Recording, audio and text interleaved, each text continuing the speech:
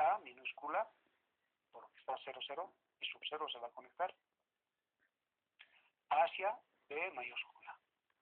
Entonces, esa información es la que va a salir, a la salida.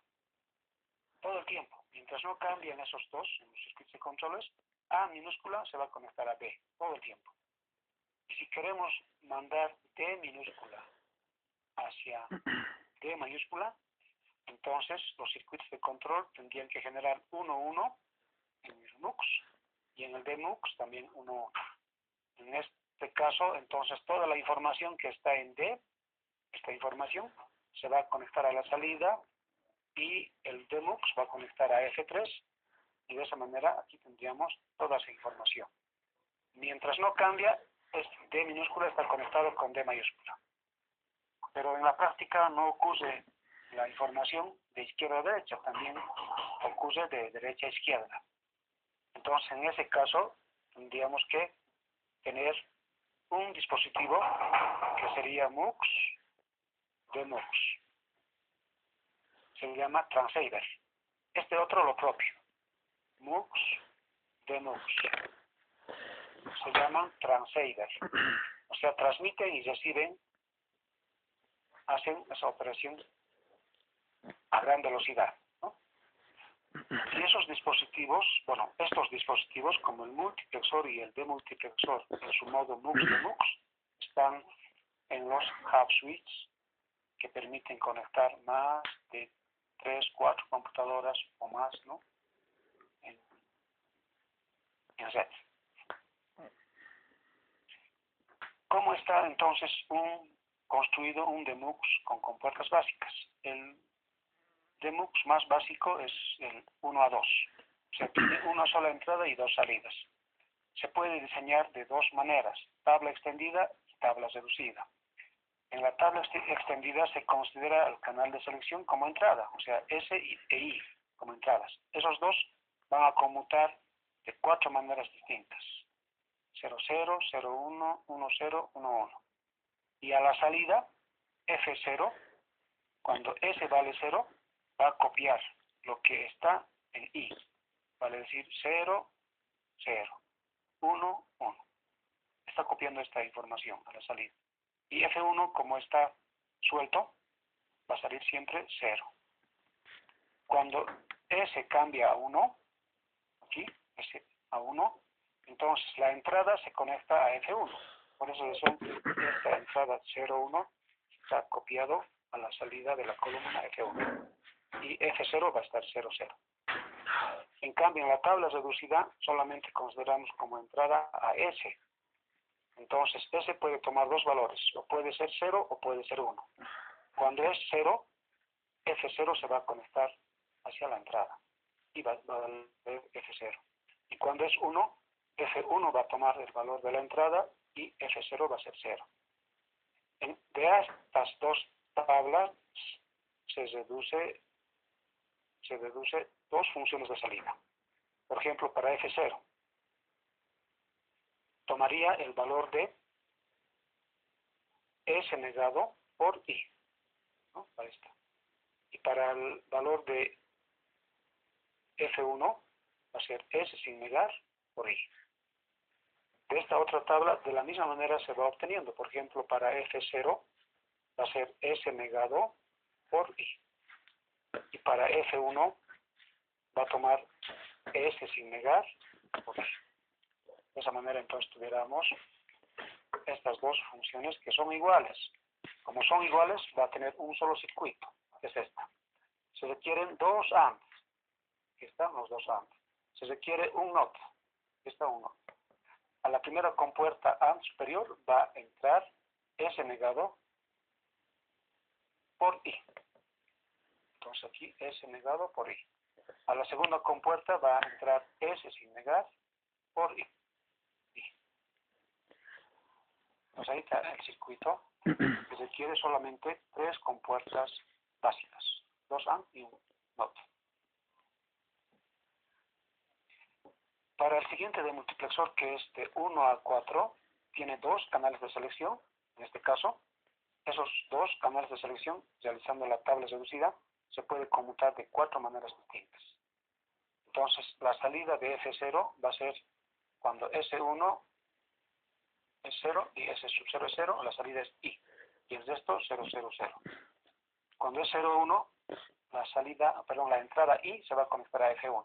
El resto 0, 0. Cuando es 1, 0, se va a conectar la entrada hacia F2. Por esa razón, F2 va a tomar el valor de 1 y el resto 0, 0. Cuando es 1, 1, la entrada se va a conectar ya también a F3. El resto 0, 0. Y de cada una de estas filas sacamos sus funciones. Para F0 solamente tomamos en cuenta S1 negado, S sub 0 negado por I. Sería esta. Para F1, S1 negado, S sub 0 sin negar por I. Para F2, S1 sin negar, S sub 0 negado por I. Para el último caso, para F3, S1 sin negar, S sub 0 sin negar por I. Entonces ahí podemos obtener las 4 funciones que tiene este multiplexor de 1 a 4. ¿Y cómo sería el diagrama interno? Requeriríamos 4 compuertas ante 3 entradas. Como no son comerciables de 3 entradas, entonces en cada uno de estos estarían 2 compuertas AND, ¿no? Dispuestas de la siguiente manera. Cada una de las compuertas tendría que ser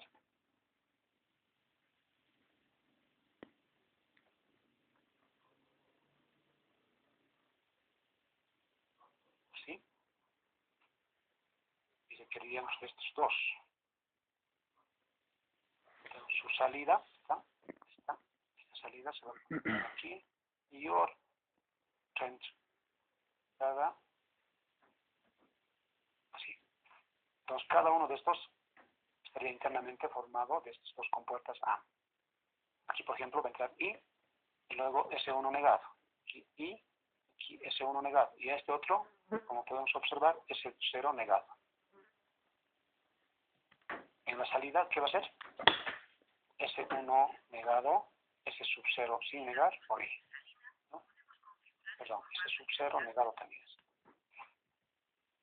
A la segunda compuerta, antes de 3 entradas, va a ingresar I por S sub 1 negado por S sub 0 sin negar. En realidad estaríamos reproduciendo estas mismas funciones en cada una de estas, ¿no? En total, entonces, 2, 4, 6, 8, 9, 10 compuertas tuviera este chifre, ¿no? Este modelo funcional de MUX de 1 a 4. 10 compuertas. Ahora, de la misma manera se puede diseñar un demultiplexor de 1 a 8, que va a tener 3 compuertas o 3 canales de selección, ¿no? 3 valores en canal de selección. Eso ya no estamos desarrollando aquí. Aquí lo que vamos a ir viendo es un modo enable, una entrada de validación que tienen todos los circuitos integrados. En los microcontroladores resulta que hay un pin, bueno, en este caso una entrada de validación que es similar a un perro guardián, se llama watchdog, que está en stand-by todo el tiempo del programa que desarrollamos para un microcontrolador. Entonces, este watchdog despierta al sistema y luego ejecuta. Entonces, más o menos, existen 2 tipos de negado, y es activo bajo, o sea, se activa con 0, y el otro es enable sin burbuja, o sea, simplemente E, se activa a nivel alto. Quiere decir que se va a activar con un pulso 1. Entonces, tendríamos 2 tipos de enables, ¿no? Enables. 2 tipos de habilitadores. En un multiplexor de 4 a 1 con enable, aquí podemos observar, sin esta compuerta, con E, Entonces lo que vamos a tener es lo siguiente. Una tabla reducida a E se considera como entrada, S1 y S0 que se consideran como entradas. Entonces con E0 se inhabilita al multiplexor. En cambio con 1 se habilita al multiplexor y empieza a multiplexar. Con 0,0 y sub 0. Con 0,1 y sub 1. Con 1,0 y sub 2. 1,1 y sub 3. Por tanto, de aquí su función va a ser E, que va a servir el que va a activar, multiplicado por S1 negado, S sub 0 negado por I sub 0, más S sub 1 negado, S sub 0 sin negar por I sub 1, más S sub 1 sin negar, S sub 0 negado por I sub 2, más S sub 1 sin negar, S sub 0 sin negar por I sub 3. Todo esto multiplicado por E. Y fíjense cómo se dibuja en el diagrama lógico con enable. Vamos a comparar un multiplexor sin enable, que está en esta presentación. Un multiplexor de 4 a 1 sin enable. Este es. Observen, tiene solo 3 entradas. ¿Ya? Cada compuerta A tiene 3 entradas. En cambio, el que vamos a hacer con enable tiene 4 entradas, que se ha añadido simplemente el de color rojo. Entonces, a ver, veamos cómo funciona este circuito.